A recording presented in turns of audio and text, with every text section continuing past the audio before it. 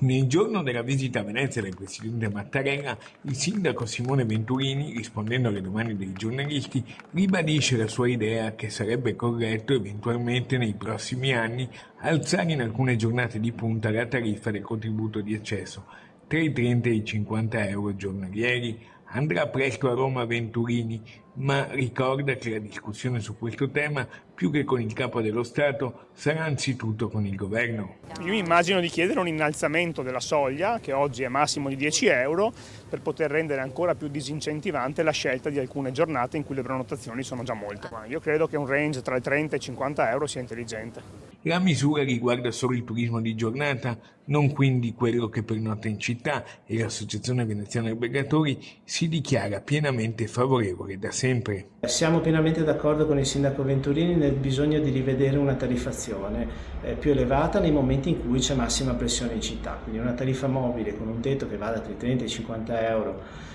in città è uno strumento che può essere utile o per far riflettere su qualcuno che magari può venire nei periodi di bassa stagione, che sono tra novembre fino a febbraio, dove la città è perfettamente accessibile e dove può essere dato un contributo. E noi riteniamo che sia sempre giusto dare un contributo per poter manutenzionare la città e tenerla pulita e con dei servizi di alto livello. Intanto l'AVA ha già incontrato nella sua prima assemblea la nuova assessora al turismo Silvia Peruzzo Meggetto, che raccoglie il testimone proprio del sindaco Venturini. Chiunque utilizza la città è giusto che possa dare un contributo. E se è spiegato correttamente, l'ospite lo capisce e lo paga volentieri.